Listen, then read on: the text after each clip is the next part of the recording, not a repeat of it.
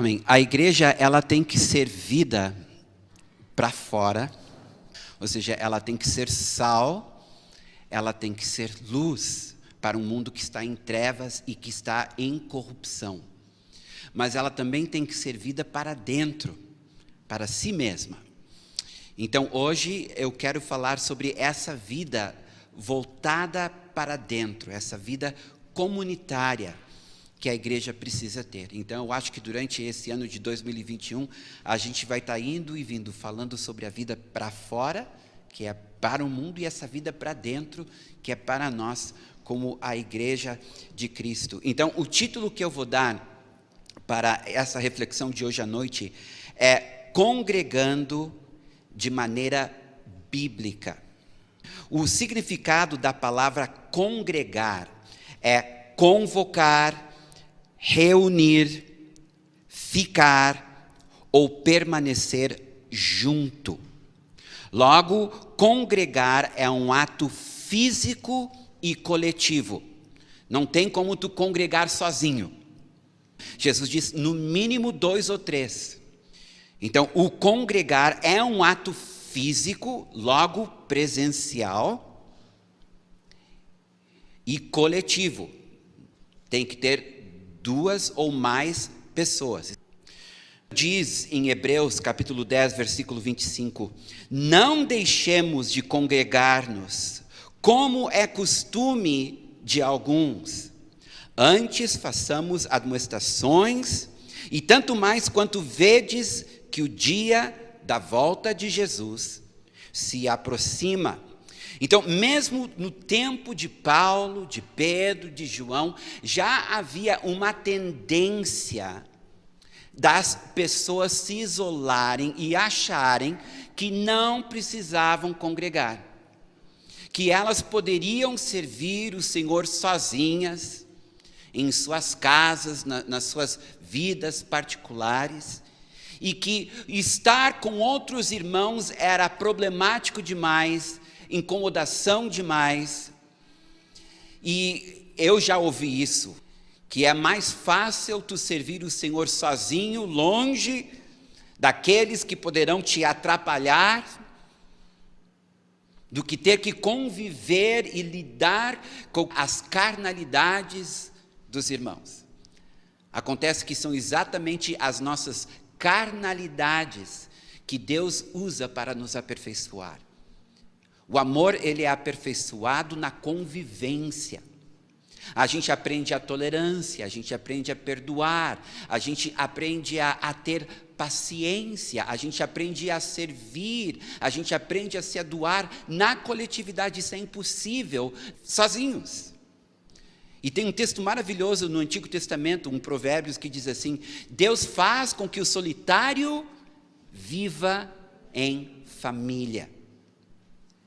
Então, o congregar é extremamente importante, e esse período de pandemia é um período de grandes desafios, porque nós estamos tendo que lidar com o distanciamento social, nós estamos tendo que lidar muitas vezes com restrições que nos impedem de estar juntos.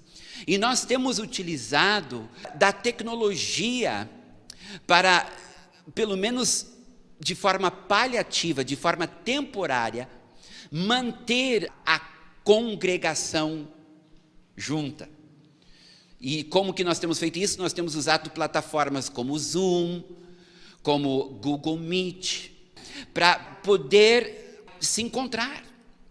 Graças a Deus que, ainda que em menor número, nós temos um decreto que permite estarmos juntos, desde que respeitamos as regras, os protocolos, para nos proteger deste vírus que está atingindo o mundo inteiro. No entanto, mesmo o distanciamento social, mesmo estes protocolos que precisamos respeitar, isso não pode ser desculpa para não congregar. Então, um fenômeno que tem acontecido no mundo, as pessoas não só não estão congregando de forma presencial, nem mesmo os cultos ao vivo, via estas plataformas, os irmãos estão assistindo mais. Tem pessoas que estão escolhendo a hora que vão assistir o culto, como se assiste um programa de televisão, como se assiste um seriado de TV. Por que eu vou assistir o culto ao vivo, já que vai ser gravado? Eu posso assistir amanhã, depois de amanhã, ou depois de amanhã. É certo que o diabo está agindo no mundo, aproveitando-se desse juízo que veio sobre a terra para desarticular o agente de Deus, que é a igreja. Na medida que nós vamos nos distanciando uns dos outros, nós vamos perdendo a nossa eficácia, o nosso poder de ser luz, o nosso poder de ser sal. Então, se nós vamos cumprir esta missão para fora, e sermos luz e sermos sal, então nós precisamos ser em número razoável. Então, o congregar é extremamente importante. Mateus 18, 20 diz: porque onde estiverem 2 ou 3 reunidos em meu nome, ali estou no meio deles. Quando a igreja está reunida, o Senhor Jesus se faz presente de uma forma diferente do que quando nós estamos no nosso quarto, no secreto, buscando-o sozinhos. Ele também está lá no nosso quarto, no secreto. Mas quando nós estamos reunidos como igreja, Ele está presente de uma forma diferente. É no coletivo que Ele se manifesta, é no coletivo que os dons são exercitados, é no coletivo que a glória vem. Porque é quando o templo de pedras vivas se reúne num lugar que a glória vem. Então nós temos que orar muito para que essa pandemia não sirva de desculpa para muitos deixarem de congregar. A segunda palavra que eu quero mencionar é a palavra vinculado. O que significa a palavra vinculado? Significa unido através de um vínculo. Significa estar ligado. Estar vinculado, diferente de congregar, é uma experiência espiritual. Paulo diz em Efésios 4, 3, estamos unidos no Espírito, e é um ato afetivo. A Bíblia chama de amor fraternal, Romanos 12, 10. Então, enquanto o congregar é um ato físico e coletivo, o estar vinculado é uma experiência espiritual e afetiva. Colossenses capítulo 2, versículo 19. Aqui ele está falando dos falsos mestres, dos falsos profetas, que o problema deles é que eles não estavam retendo a cabeça, da qual todo o corpo, suprido e bem vinculado, por suas juntas e ligamentos, cresce o crescimento que procede de Deus. Paulo não está falando aqui de congregar. Aqui ele está falando de vínculo, aqui ele está falando de corpo, aqui ele está falando de membros, aqui está dizendo que Jesus é a cabeça do corpo, e quando o corpo reconhece a cabeça e está reunido em volta da cabeça, então os membros passam a estar unidos, exercendo suas respectivas funções. Quando Jesus é cabeça do corpo, cabeça da igreja, cabeça da congregação, nós somos, diz Paulo, primeiramente supridos. Segundo, nós estamos bem vinculados. O bom vínculo vem de nós nos reunirmos em volta de uma pessoa, que é Cristo Jesus. Depois ele diz que isso faz com que este vínculo de juntas e ligamentos cresça, mas não é um crescimento normal, é um crescimento sobrenatural, é um crescimento que procede de Deus. Então, estar vinculado depende muito da nossa consciência de quem Cristo é e por que nós nos reunimos. Ele é Senhor, Ele é cabeça da igreja, nós nos reunimos por causa dEle. Nós somos igreja por causa dele. Nós somos família por causa dele. E o que acontece na nossa geração é que muitas vezes nós nos reunimos em volta de outras coisas que não Jesus Cristo. Aliás, hoje há muitas metodologias, muitas estratégias para juntar gente. E a maioria delas não inclui Jesus. São programas que animam, que motivam, que criam meios de manter as pessoas entretidas. No entanto, não é Jesus. Daí, quando alguma coisa dá errado, a pessoa vai embora, mas ela não vai embora por causa de Jesus. Ela vai embora por causa do pastor, ela vai embora por causa daquele irmão, por causa da maneira que aquela igreja está sendo administrada. Ou seja, ela não vem por causa de Cristo. Ela vem por outras razões. Isso não é estar vinculado. Mateus 18:19 diz: em verdade também vos digo que se 2 dentre vós sobre a terra concordarem a respeito de qualquer coisa que porventura pedirem, ser-lhe-ás concedido por meu Pai que está nos céus. Agora escutem bem: 2 dentre vós sobre a terra concordarem. E esta palavra concordar no grego é a mesma palavra que nós traduzimos como sinfonia. Então, Jesus está dizendo aqui, quando vocês estão em sinfonia, então qualquer coisa que vocês pedirem, meu Pai vai dar. Não existe vinculação sem sinfonia. Não sei se vocês já assistiram uma orquestra tocando. Tem aquele início que eles estão se preparando, afinando os seus instrumentos. É uma barulheira, não faz sentido. Cada um está tocando uma coisa diferente, eles estão afinando os seus instrumentos. Daí chega o maestro, e o maestro então começa.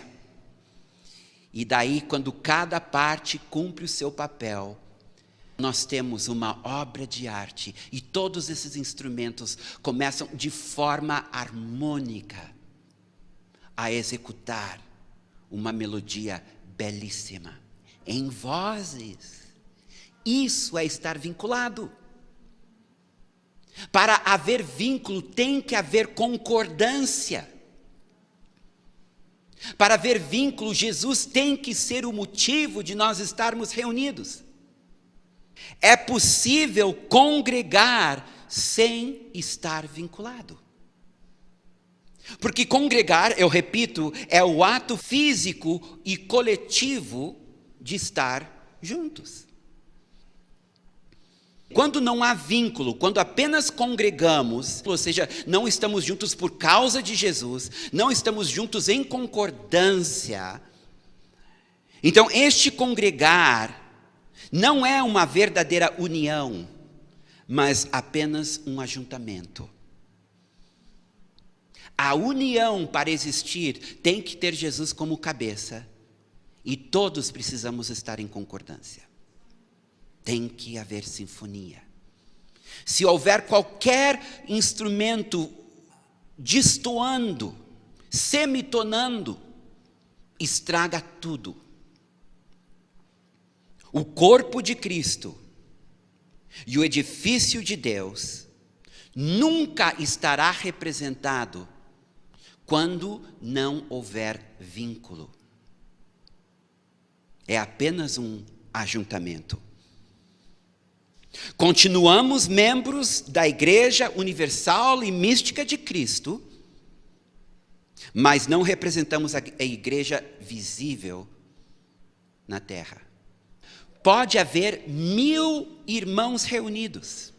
Cada um individualmente faz parte do corpo universal e místico de Cristo. Cada um sendo um discípulo. Mas se não estão reunidos em volta de Jesus, e se não estão em concordância, a igreja não está sendo representada. A igreja não está sendo agente do reino. a igreja não será sal e a igreja não será luz. Queridos, para haver comunhão, que no grego é koinonia, e a palavra koinonia é uma palavra especial porque ela significa participar juntos.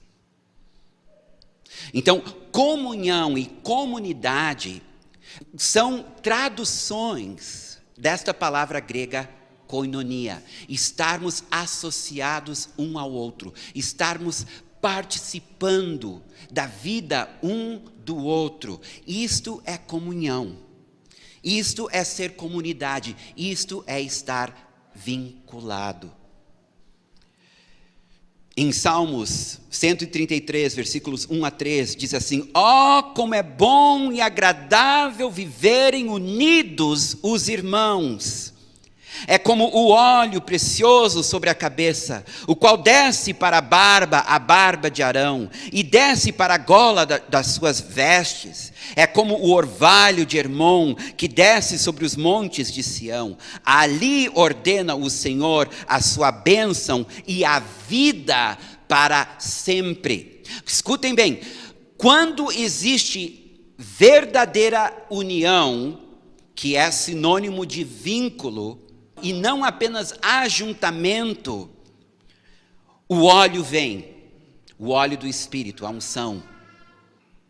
Tem o orvalho de Hermon, o orvalho que refresca, o orvalho que renova. Então, não somente a unção, mas também a glória, porque a unção é o poder de Deus, a glória é a presença de Deus. Então, quando há união, nós temos as duas coisas. Nós temos o óleo, que é a unção ou poder, e nós temos o orvalho, que é a glória ou a presença manifesta de Deus. E ali o Senhor envia a sua bênção e a sua vida. Então, não somente existe prosperidade de alma, não somente existe cura para o nosso físico, mas existe vida, renovação espiritual. A ceia do Senhor, ela passa a ter um sentido espiritual e uma eficácia real. Agora, tomar a ceia sem discernir o corpo, sem que haja vínculo, nos coloca em sério risco, porque se há ofensa, se há pecado, se apenas somos um ajuntamento de discípulos, um monte de tijolos amontoados, um saco de membros, Paulo diz, então ali pode haver doença, ali pode haver fraqueza, ali pode até mesmo haver morte. Totalmente o contrário do que o salmista diz. Mateus 12, 25. Jesus, porém, conhecendo-lhes os pensamentos, disse: todo reino dividido contra si mesmo ficará deserto, e toda cidade ou casa dividida contra si mesma não subsistirá. Então, aqui nós temos o Salmo 133 e Mateus 12. No Salmo nós temos a união, em Mateus nós temos a desunião. No Salmo diz, quando há união, quando há vínculo, estamos reunidos realmente por causa de Jesus e em concordância, a bênção, a favor, a glória, a poder, a presença. Mas quando nós estamos divididos, então o reino de Deus não consegue subsistir, não consegue avançar numa cidade. Vocês vão dizer, isso é impossível? É só vocês olharem para a história. Os países que hoje são comunistas, um dia foram países evangélicos, países onde o evangelho era pregado. Vocês vão nas cidades que Paulo evangelizou, onde Paulo fundou igrejas, hoje são países muçulmanos. Quando o sal deixa de ter seu sabor, ele não serve para nada, senão para ser pisoteado. O reino dividido por causa de nós, perde o seu poder, a sua eficácia. E o inimigo pode retomar território, Primeiro ele fala em reino, o reino dividido. Depois ele fala numa cidade dividida. Quando a igreja de Porto Alegre não sabe congregar em vínculo, perde sua eficácia, perde o seu poder de influenciar a sociedade e de transformá-la. E quando uma congregação como a nossa, porque ele também fala em casa, ele fala em reino, em cidade e em casa, quando a casa está dividida, se a nossa congregação está dividida, ela não subsistirá. Mais cedo ou mais tarde, ela irá implodir. Ela irá perder sua visão, ela irá perder sua motivação, ela irá perder sua alegria. Então, o objetivo de Satanás é muito simples. É dividir para conquistar. Então, para encerrar, eu quero apresentar 12 atitudes que criam unidade. Lembrando que quando eu falo em unidade, eu estou falando em vínculo. Versus 12 atitudes que causam divisão. Então, vamos começar com a primeira. Uma atitude que cria unidade versus uma atitude que cria divisão. Número 1, interdependência versus independência.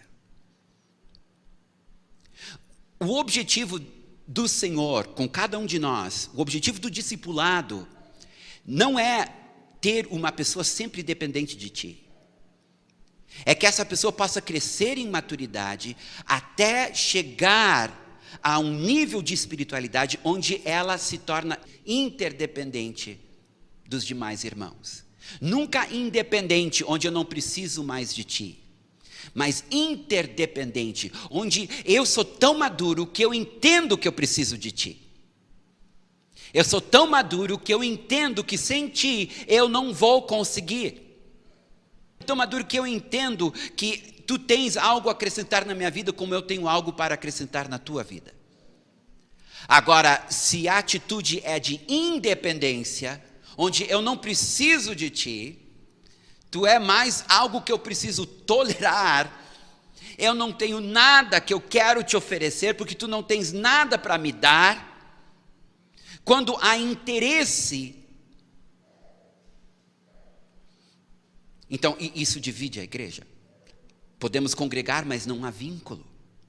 Para haver vínculo tem que haver interdependência. Esta consciência que nós precisamos uns dos outros, mesmo com as nossas fraquezas, nós precisamos uns dos outros. Mesmo com as nossas infantilidades e carnalidades, nós precisamos uns dos outros. O predador, quando ele vai contra o rebanho, ele procura isolar. E ao isolar, então, ele pode abater. Segundo, número 2, serviço versus consumismo. Quando nós temos uma atitude de serviço e nós entendemos, não, eu estou aqui para contribuir, eu estou aqui para acrescentar, eu estou aqui para participar com aquilo que eu tenho, com aquilo que eu carrego, ainda que seja pouco. Isso traz vínculo, isso traz união. Agora, se eu tenho uma atitude de consumismo, eu estou aqui para receber. Vamos ver o que vocês têm para me dar. Se vocês não têm nada para me oferecer, eu vou procurar outro lugar.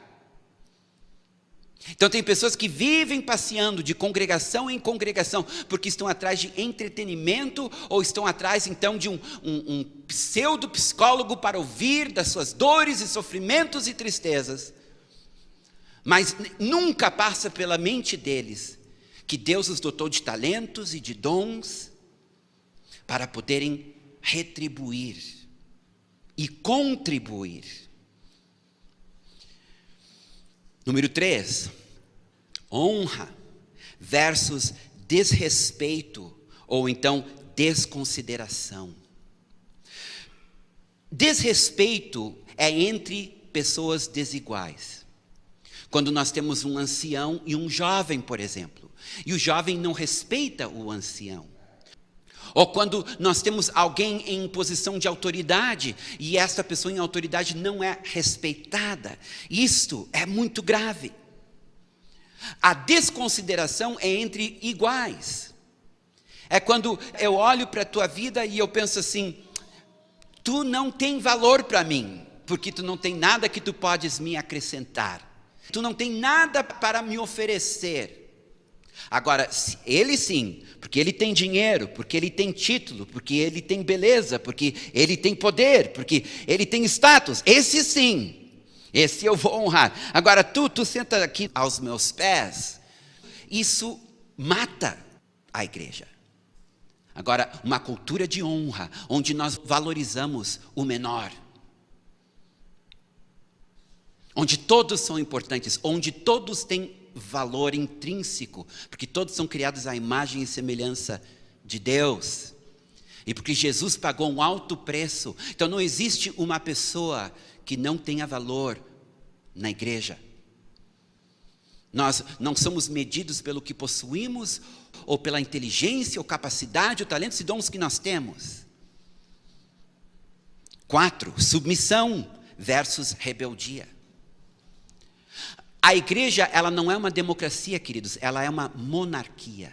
Ela faz parte do reino de Deus. Existe um rei, Jesus Cristo. Logo, existe uma cadeia de autoridade, existe uma hierarquia na igreja. E começa com Deus como cabeça. Deus é cabeça de Cristo, que é cabeça do homem, que é cabeça da mulher.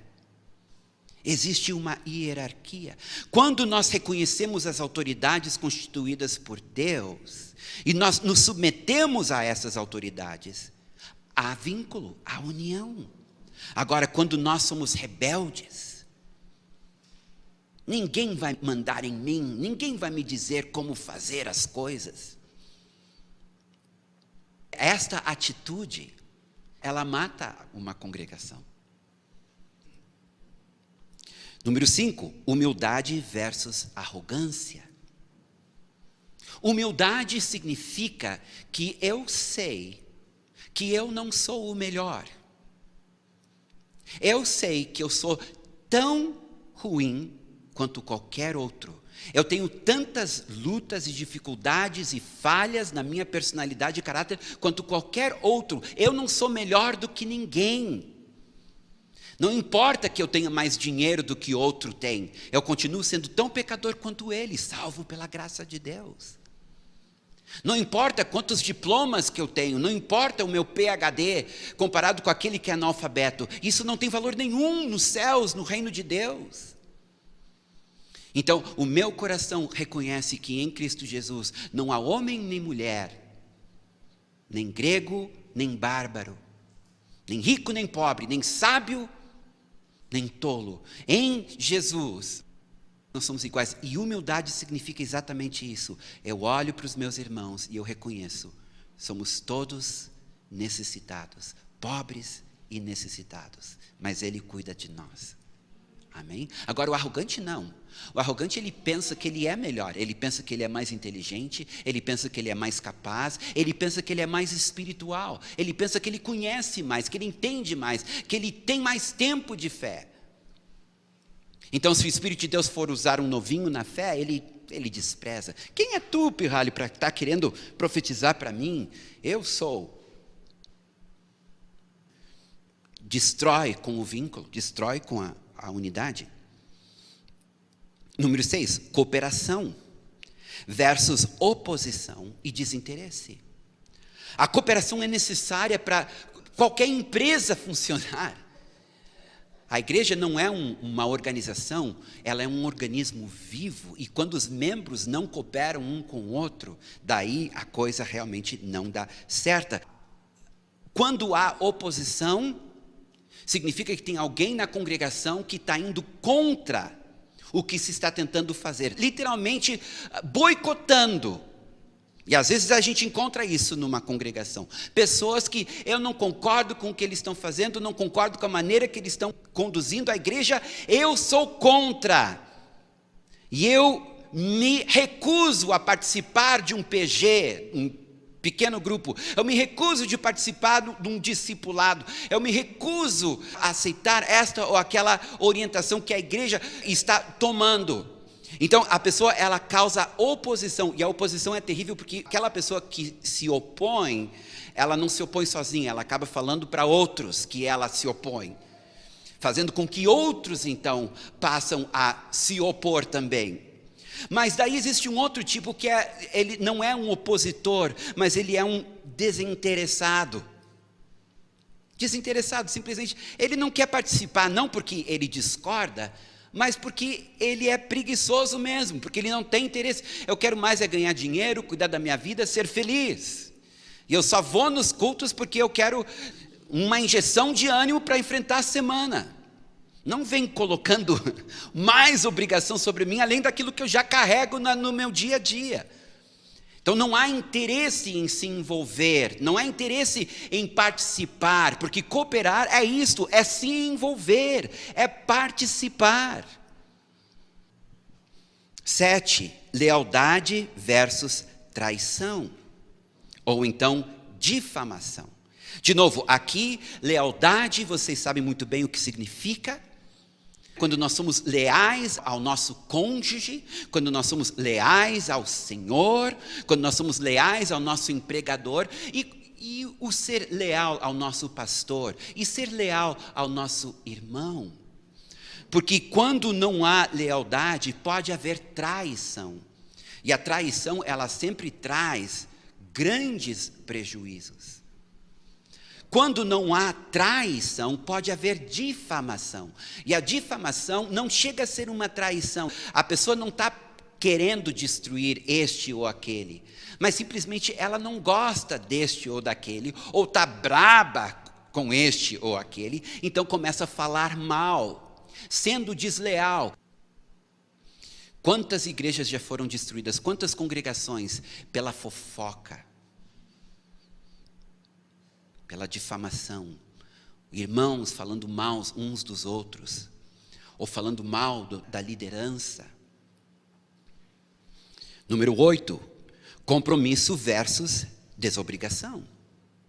Que, de novo, se estar comprometido com uma congregação, estar comprometido com esta casa, significa que tu vai carregar a bandeira dessa casa, tu vai carregar a visão desta casa, tu vais carregar a missão desta casa, tu vais realmente vestir a camiseta e procurar ser uma influência positiva nesta cidade através desta congregação. Isto é compromisso. Compromisso em estar num PG, compromisso em estar em discipulado, compromisso em estar em comunhão com os outros irmãos da congregação, conhecendo e ajudando uns aos outros. Agora, o desobrigado, ele não tem compromisso com a congregação. Ele não tem compromisso com o PG, não tem compromisso com o discipulado, não tem compromisso com os irmãos, ele não tem compromisso, ele vem quando quer. Tem pessoas que dizem, por que eu tenho que ir no culto todos os domingos? Cada um de nós é importante, um falta, é uma cadeira que fica vazia, é menos uma voz nesta sinfonia, para trazer glória a Jesus. Nós nos alegramos quando a casa está cheia, por quê? Existe um significado espiritual, porque tem um provérbio que diz que um príncipe sem súditos não tem como reinar. Os súditos de Jesus se reúnem em nome dele. E se reúnem em congregações. Então, essa questão do compromisso. Eu não tenho obrigação. Tu tem obrigação. Tu tem obrigação de, se tu é jovem, de estar na reunião dos jovens. Se tu é adulto, de estar no culto da família. E se tu é membro desta congregação, de participar de um pequeno grupo. E, se possível, estar em discipulado, se tu é novinho na fé, para receber instrução e cuidado. Número 9, perdão versus ofensa. A ofensa corrói. O perdão tem que ser automático. A pessoa te feriu, tu perdoou. A pessoa te magoou, tu perdoou. Tu não dorme irado com aquela pessoa. Tu imediatamente lida com aquela ofensa e tu perdoa, porque se tu não perdoa, aquela ofensa, ela se torna em amargura. E essa amargura daí cria raízes. E se torna em raiz de amargura. Daí vira em ódio. Daí vira em inimizade. Como podem dois andar juntos, se são inimigos? Então, O perdão é muito importante no meio do povo de Deus, exatamente porque nós somos carnais, e somos humanos, e somos falhos, e vivemos pisando nos calos uns dos outros. Isso faz parte do processo de tratamento, de crescimento, de amadurecimento, entendeu? É normal a gente pisar na bola, é normal a gente se ferir.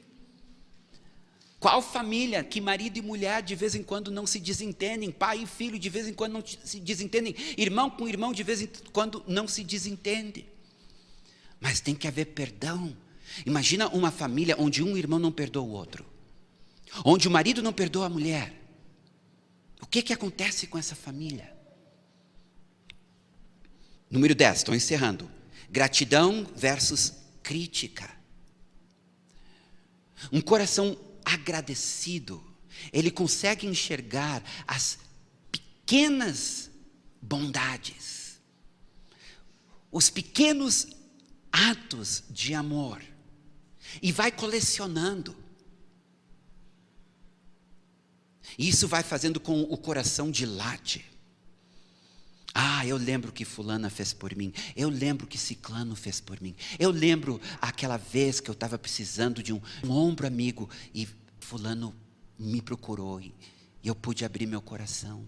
Eu lembro que eu estava necessitado, e fulano veio e falou comigo, fulana veio e disse: eu senti do Senhor de te alcançar este valor. Entendeu? Tu vai colecionando as bondades, e isso vai te dando um coração agradecido. Do contrário, se tu tem um coração crítico, ao invés de tu ver as coisas boas que estão acontecendo, só vê as coisas ruins. E o culto está começando muito tarde, está terminando muito tarde, e lá está ele pregando aquele mesmo assunto de novo. E olha só, eles falam muito em amor, mas vivem pisando um no outro. Então, esse coração crítico, entendeu? Tá ruim o culto, tá ruim o encontro de jovens. Esse coração crítico, ele mata. Obrigado, Senhor, que nós temos esse prédio. Quando eu quero desanimar, eu começo a relacionar. Obrigado, Senhor, por esse prédio. Obrigado, Senhor, por essas cadeiras. 20 pila cada uma, cadeiras que valem quase R$100, se não mais. Obrigado por cada irmão que está aqui hoje. E tu não aceita esse espírito de crítica que corrói e que mata. Tu substitui por gratidão. 11. Fraternidade versus inimizade. Eu não consigo entender como dois irmãos de uma mesma congregação podem ser inimigos.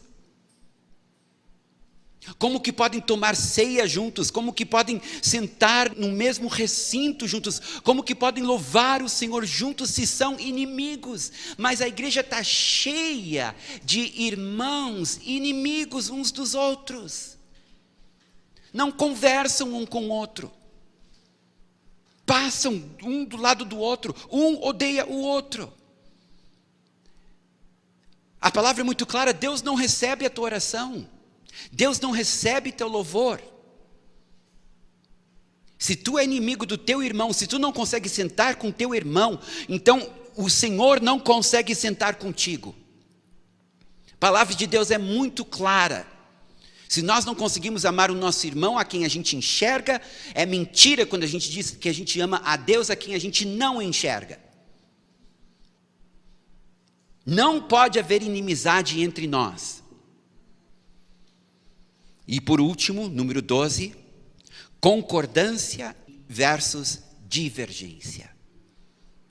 Lembra que eu falei no início, o que 2 ou 3 concordarem entre si. Esta casa tem uma visão. Eu não digo que a visão está completa, está amadurecida, está definida. Nós estamos em Cristo sempre buscando: Senhor, qual é a tua vontade? Como que tu queres que a gente viva? Nós estamos com o coração sincero, buscando a vontade de Deus para esta casa, para que como congregação nesta cidade, nós possamos cooperar com o que Deus quer fazer com Porto Alegre. A busca da liderança nesta casa é sincera. E temos que ter a concordância de todos. Porque a partir do momento que há divergência, Não digo questões secundárias, vocês sabem o que eu penso sobre isso. Nós não precisamos concordar em tudo, mas tem questões que são essenciais, questões de visão, de missão, onde se nós não concordarmos, então é como aquela guerra com a corda, sabe? Um se coloca de um lado, o outro se coloca do outro, e vamos ver quem tem mais força. Daí a gente não avança, a gente não sai do lugar. Precisamos desta concordância, ao invés de divergência. Mateus 5, 23 a 24 diz: se, pois, ao trazeres ao altar a tua oferta, ali te lembrares de que teu irmão tem alguma coisa contra ti, deixa perante o altar a tua oferta, vai primeiro reconciliar-te com teu irmão, e então voltando, faze a tua oferta. Aqui está dizendo quando teu irmão tem algo contra ti. Tu sabe que tem um irmão que está chateado contigo, tu sabe que tem um irmão que não gosta de ti. Sabe o que a gente tem que fazer? A gente tem que procurar esse irmão. Não podemos ter medo do confronto, desde que o confronto é feito em amor. E se eu acho que eu entristeci alguém, eu ligo imediatamente para aquela pessoa. Eu te entristeci, meu irmão? Eu falei algo, fiz algo que te magoou? Eu quero te pedir perdão, quero acertar contigo.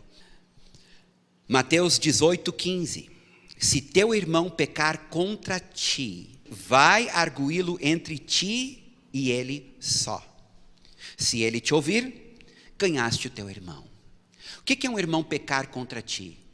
Veja bem, não é um irmão pecar contra Deus, é pecar contra ti. É quando um irmão, uma irmã faz algo que te fere, que te magoa, que te entristece, que tu toma aquilo como injustiça.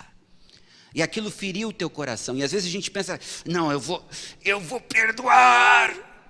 Sabe, às vezes é melhor ligar para a pessoa e dizer: fulano, nós nos conhecemos, nós somos amigos, e eu quero dizer uma coisa, olha, isso que tu faz, essa brincadeira que tu faz comigo me machuca.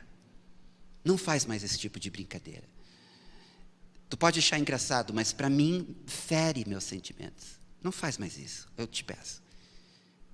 Tu vai falar isso a sós com ele. Tu não vai falar para o outro irmão, para um terceiro: fulano, ele faz aquelas piadas a meu respeito, ele acha muito engraçado, mas me machuca. Não, tu não vai para um terceiro, tu vai para aquele irmão que está fazendo as piadinhas. E tu vai dizer para ele: não faça mais isso, porque isso me fere, isso me entristece. Depois disso, fica fácil de perdoar. A palavra diz: dentro do possível, viver em paz com todos. A gente sabe que tem algumas pessoas que elas não querem mudar, elas não querem comunhão, elas não querem se vincular. Só Deus conhece o coração delas, não tem o direito de julgar ninguém. Mas a partir do momento que eu não estou disposto a perdoar meu irmão, ou a melhorar o meu comportamento para não ferir mais meu irmão, então há um problema muito sério comigo. Então, queridos, nós queremos ser uma congregação que congrega, mas que também está bem vinculada. Amém?